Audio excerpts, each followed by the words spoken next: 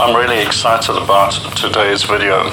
I'm reviewing some interesting new products and I'm going to be doing an oil painting demonstration for you. So stick around and see what's coming up.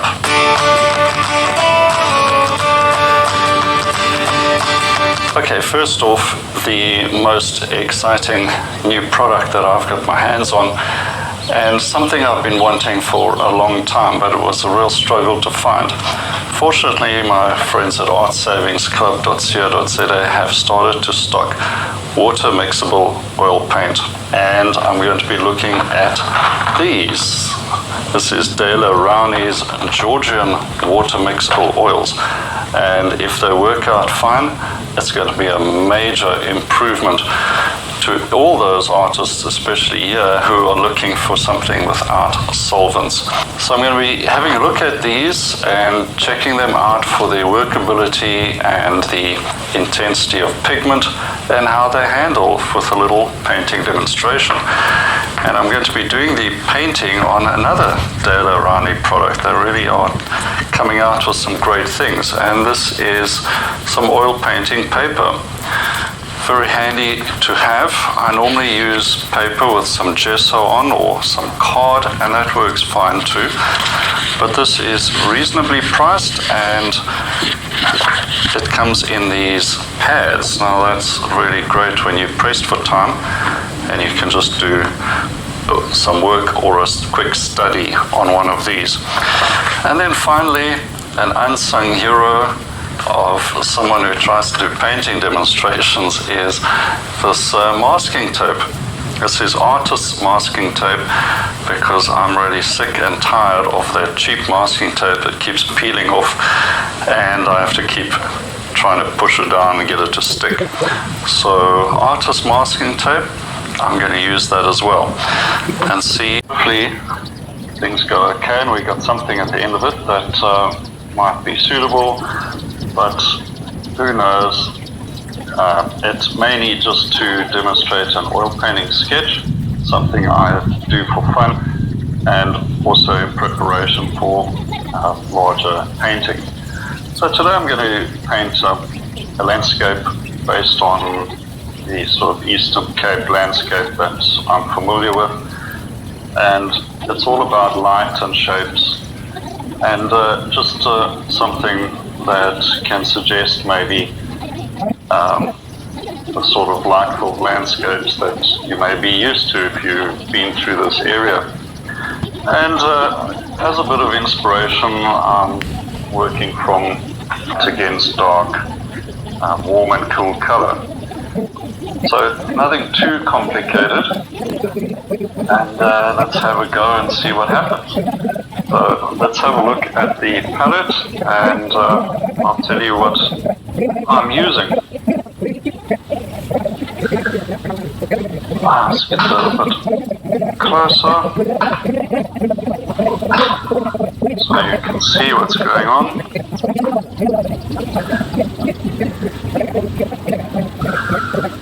Okay, so what have we got? My usual sort of colors. And titanium white, of course, some yellow ochre, burnt sienna, cerulean blue for a cool blue, ultramarine for a warm blue, cadmium red light for a warm red, then there's a bit of cadmium orange, just for convenience and saving time, alizarin crimson, which is very versatile, cold red, and cadmium yellow lemon, which is sort of my standard yellow that I use. You can warm it up with a bit of red as well if it's looking a bit cold. So when starting something like this, I might just get in a suggestion of shapes, and I'm working on a primed panel, just an MDF panel with a bit of gesso priming on it. actually makes a very nice surface to work on. So just getting a bit of placement of the hills into the distance there, and then more or less my horizon line, and just loosening up the paint a bit with some white spirits. You can use a basic medium as well, mix in a bit of linseed oil, and now just getting an idea of composition, sort of my largest shapes, following the rule of thirds. Hi everyone, welcome back to our channel. I'm your host Amy from freestyle kind of landscape as well. Hi, and welcome back to my studio. I thought I would do a live video for you today. Nothing too serious. I'm going to try and do one of these a week. Scrape off and change things a bit as well. One of the things I've been talking about quite a lot is starting a painting, and I've got a kind of sort of look where short free course that I offer. You can see it in the links in this video as well, and other videos. And it's about working on a composition for your painting.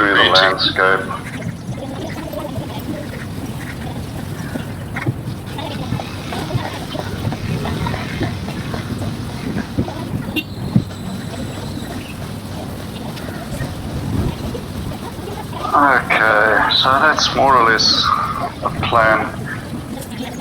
Not sure how this looks on camera really, because with the lights it might be a bit lighter than it looks, but now when I get into making some dark with a bit of burnt sienna and ultramarine in there,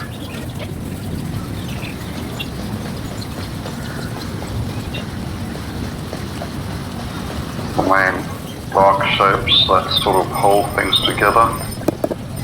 Quite important. Obviously light, I'm going to have light coming from right to left. So I get in those shadow shapes.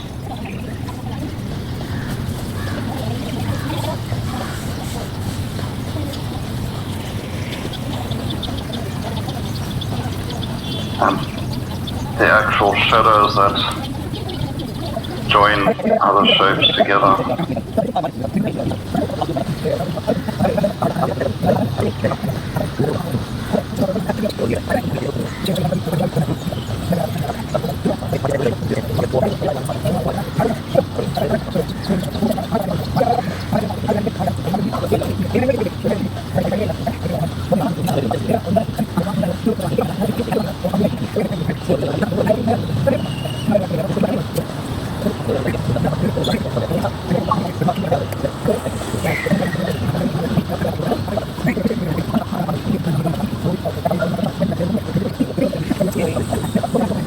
Shadow in the foreground helps also to take the eye into the painting.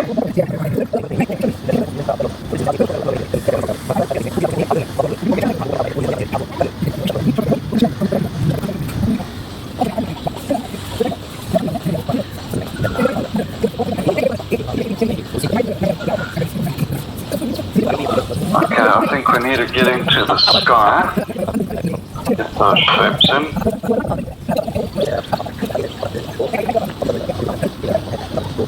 And a warm sky. Very straightforward, bit of yellow ochre, bit of white. Maybe a little touch of cerulean to cool it just a bit. And get in nice big brush. Well, I'm not sure, this is I think size 12. Just get straight in there, get something in, just pull up space. Always go over this again.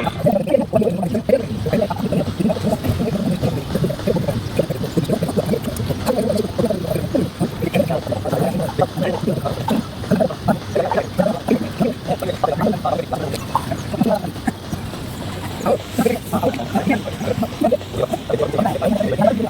a little bit of red.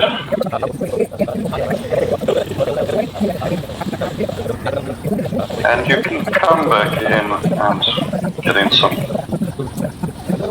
thick impasto. Maybe what we need is a little palette marker there, just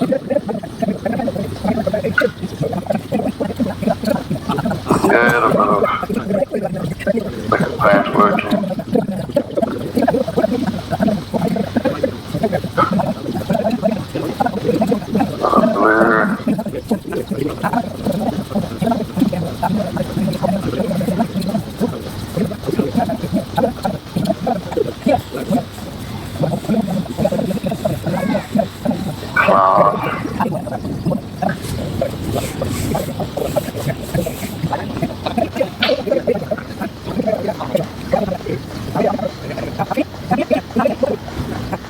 But all my sort of main area is over here, so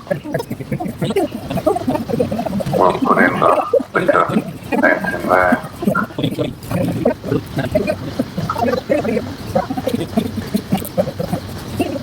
Just a bit of violet in there as well.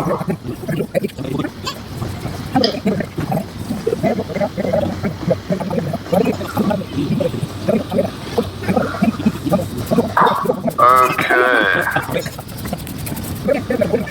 so the mountain, or the hills in the distance, are simply going to be there to bracket the painting. So I'm using a bit of white, some cerulean, a little bit of yellow, I should say orange, which makes a sort of a grey, cool blue. And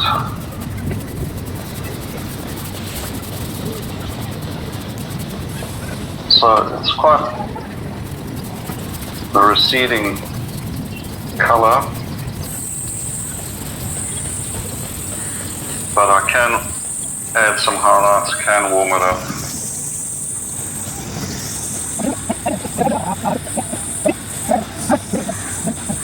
Keep in mind where the sun's coming from as well, so a little bit warmer towards the foothills, as light heavy just strongly.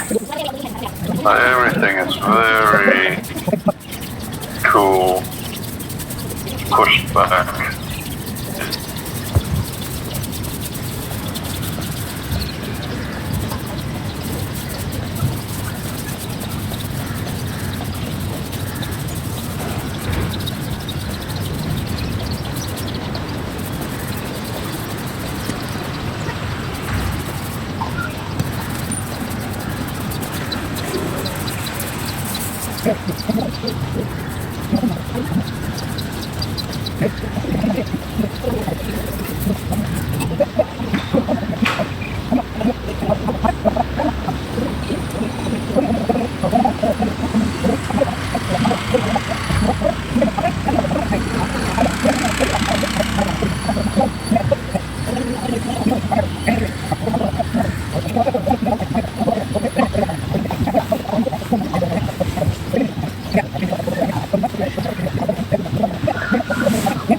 I'm always wiping the brush off with tissue paper just to keep that paint clean.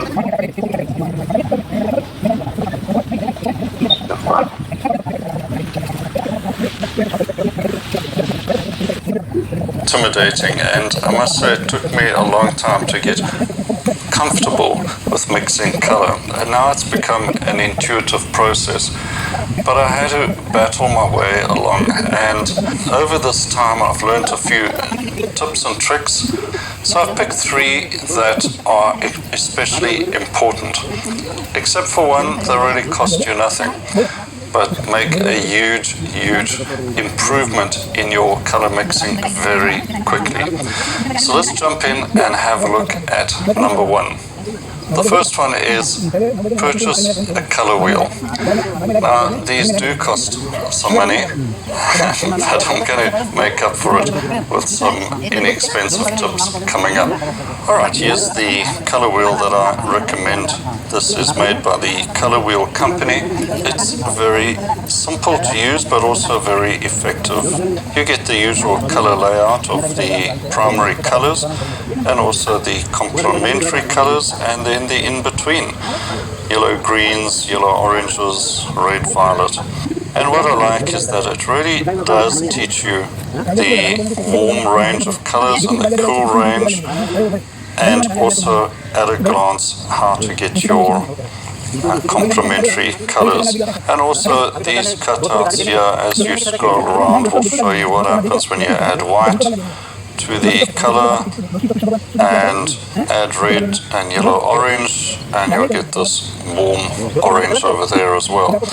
Plus there is the basic value scale that can also help you learn a bit more about values, and on the back gives you the various potential color recipes you could try, from split complementaries, basic complementary, and you just turn the wheel and you can see red and green complementary. A split complementary here would be yellow, green, blue, green and red.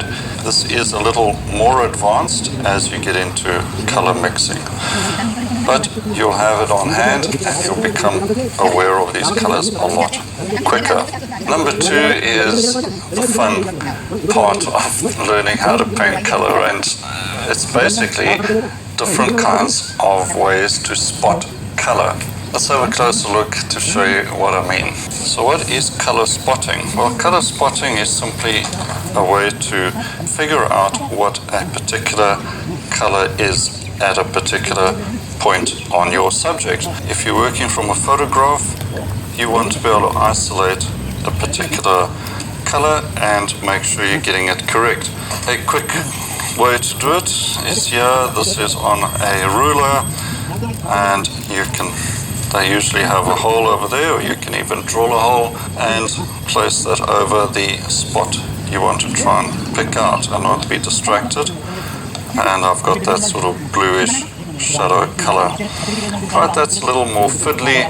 Some artists use the hole on the painting knife, and you can hold it up and close one eye and just squint at a particular point. That's particularly useful maybe for outdoor painting rather than in the studio. But there's another interesting way you can create a color spotter, and get a piece of good paper or card like this and just cut out a little square.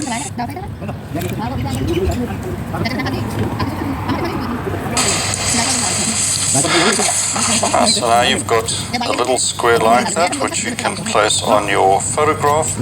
You can even place it over your monitor just to isolate a particular color.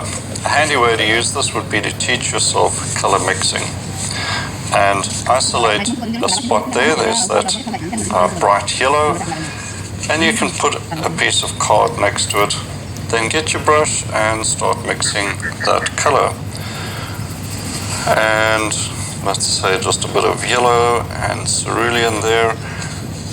Place the loose piece of card next to it and just put your color down. Compare the two, and you can see we still need to warm that up a little, adjust the value a little lighter, a little warmer. Move this card over here. Let's compare the next spot. We're getting closer, still a bit warmer, touch lighter. Try it again. And that's probably close enough. So you've worked out that particular color, and then you can apply that to your canvas. Once you're finished with that, you may want to keep these. You may even want to make a note next to it of the recipe, what colors you used. As you learn your color mixing, you'll stop going to such details, but for more unusual colors, this could be an interesting way to isolate a color and learn how to mix it very quickly. So that's a quick color spotter that you can use with scraps. Now, unfortunately, mixing color from a photograph has its problems. Photographs don't have accurate color. Now, a real professional tip, especially for the plein air painters, is to take a plein air study they've done and then cover it with cling wrap, right? Plastic cling wrap, and then this plein air study will be used as the reference for a larger painting. And of course, you can test out your colors on the cling wrap itself. So I can put the color spot on there and compare and see that looks pretty close. And you can move around and test the colors. And if you squint a little and you can't see the color, it seems to merge in, you know you've got it pretty darn accurate, and you can repeat that. Another way to do this would be to get some clear envelope like this. You can put in the reference if it's small enough, or simply place it on top and work on the same principle as well. Match up the color, mix it a bit up, try different things, and get an accurate color representation. Just take that off. Easy to wipe clean, and you haven't messed up your plein air study. So that's a very effective way to learn how to mix and test your colors. Well, I hope these few tips are helpful to you, and you might want to incorporate a couple of them into your own learning process. If you do that, you will become familiar with color mixing a lot quicker and start seeing color accurately, and that is the most important thing. Alright, make sure you subscribe to this channel and hit the notification bell so you don't miss the next video. And don't forget your free painting course up here. Check it out. I recommend that you start there, and there's lots more good things coming your way when you join one of my painting courses. I can promise you that. Well, until next time, have a great painting weekend, and we'll talk again soon. Bye for now.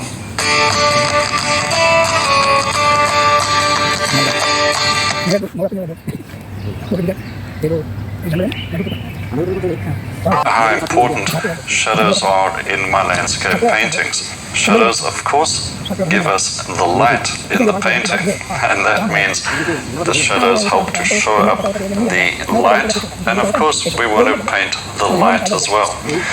But don't forget, shadows contain light as well, so we got to take that into account, not just the sun-filled part of the landscape. Now, the other day on one of my walks with the dog, I was looking at some shadows falling across the road, and it struck me that everything we need to know about painting shadows and colors and edges and color temperature, all of that was contained in just a few shadows across the road. And I took some photos there and then to illustrate some important parts of painting shadows. So let's have a look at the photos that I took while out on my walk, and here's the shadows across the dirt road. And what struck me with these are a couple of things. First of all, you can see the body of the shadow, these darker areas, and then the light filtering through the trees, making these little sunspots, even call them sky holes, coming through the trees and filtering the light through onto the road and breaking up the shadow. So let's have a look at these light spots, and you can notice that they are warmer than the shadow color around it. But when you compare them to the light up ahead, they are much darker and therefore also much cooler, because this is a sunny day and shadows are cool, and the light spots, you perhaps think they are as bright and as warm as the big areas of exposed sunlight, but of course they aren't. So we've got a difference in the color of the light coming through these small holes through the trees and hitting the shadow. So let's have a look at the color of these light spots. I'll just paint that next to the picture here. Right, and that's the light spot that you're looking at. So I've just taken it from over there and you can see perfect match. Now if you look at this color on your palette, you may not think that that's a very bright or sunny looking color, but it's a small sky hole in the tree letting a bit of light through, and it has to be much darker because very little light is getting through. Of course, up ahead, where all the light is hitting, it's much lighter and warmer. And if you wanted to paint that, it would be perhaps as bright as that, but I would actually make it warmer. You could get a color that's perhaps more like that. That's probably quite an accurate color. That color is probably closest to the true light color up ahead. Okay, now let's have a look at the shadow itself, the dark shadow, the coolest part of the shadow. And we'll look here on the left-hand side, so let's just get an idea of what that color is. That's what it looks like, a sort of a bluish gray, a cool color. And up ahead, the top right, that's probably different as well. It looks like there's much less light filtering into that area. So let's have a look and put that, and you can see much darker and cooler. So those two colors are appearing in the scene. We've got the dark version over there, and then the other shadow over here, getting more filtered light coming through and then appearing to be a bit lighter and a little bit warmer than the deep dark shadow. Okay, so those are the colors and also relative color temperatures, because color temperature is always relative, one compared to the other. So this light in the road over there is warm compared to the shadow over here, but it's cool compared to the light up ahead over there. Alright, so it's all relative. The other important aspect to consider is the edges of the shadow. Now have a look and all of these shadow areas and the spots in the road as well, but also between the shadow and the extreme light up ahead. All of these edges are blurred and quite soft. That's because it's filtered light through the tree. It's not like a stuck-on cardboard cutout or something like that.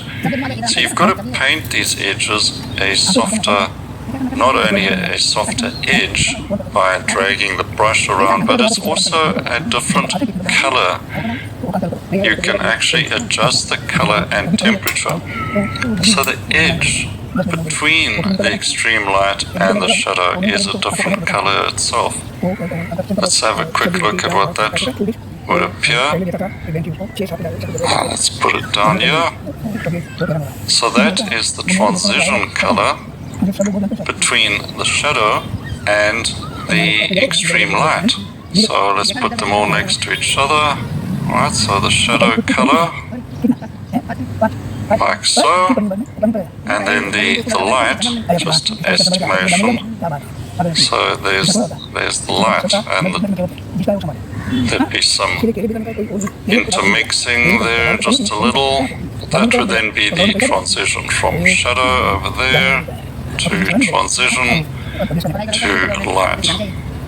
Alright, so you can put that in your shadow paintings. Now here's one more aspect I want to touch on, and that's the concept of local color. And on the left-hand side is the shadow over here, and on the right is the sunlight, as you can see.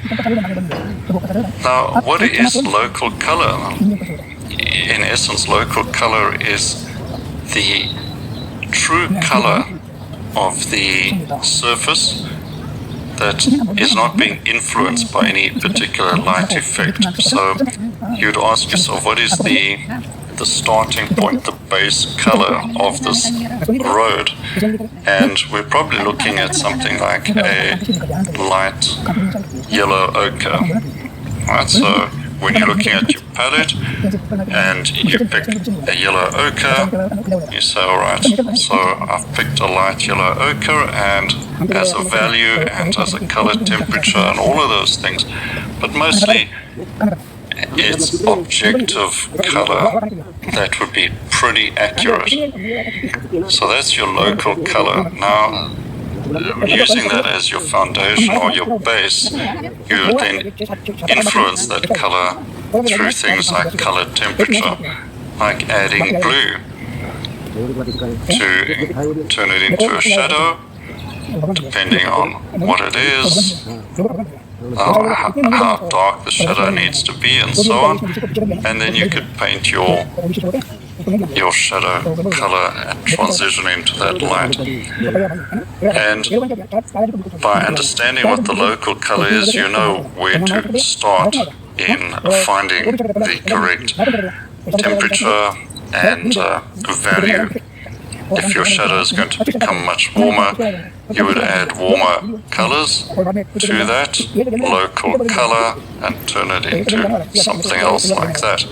Alright, so keep that in mind. Ask yourself, what's the local color before you start painting, so you know what direction to take your base color.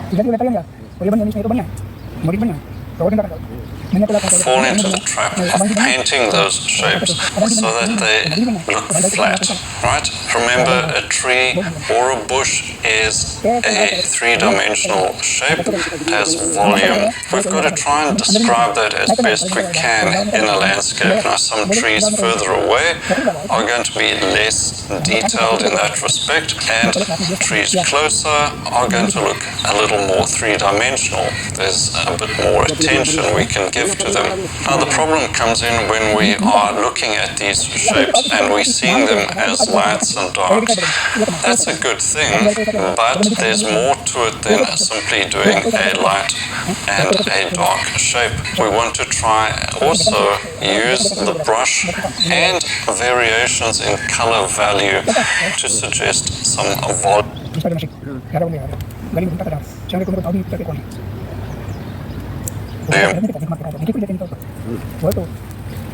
Know that yellow is warm and blue and green are cool, but each of them in relation to the other, well, it may not be that simple.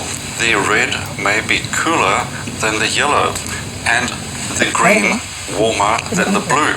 So it's all about one color in relation to another. You compare one to the other and you decide which one looks warmer and which one looks cooler.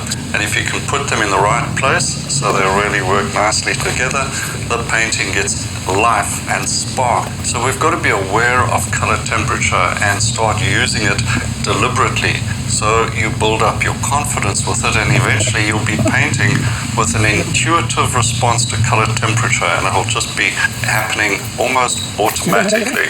But it requires practicing the right things. So I'm going to show you how I handled this painting reference. It's a tranquil, peaceful little scene with some nice light and dark contrast. But how do I turn this into something that's got more punch and interesting warm and cool colors? Let's have a look at how this developed. It starts with your color selection. Get warm and cool colors of the primaries.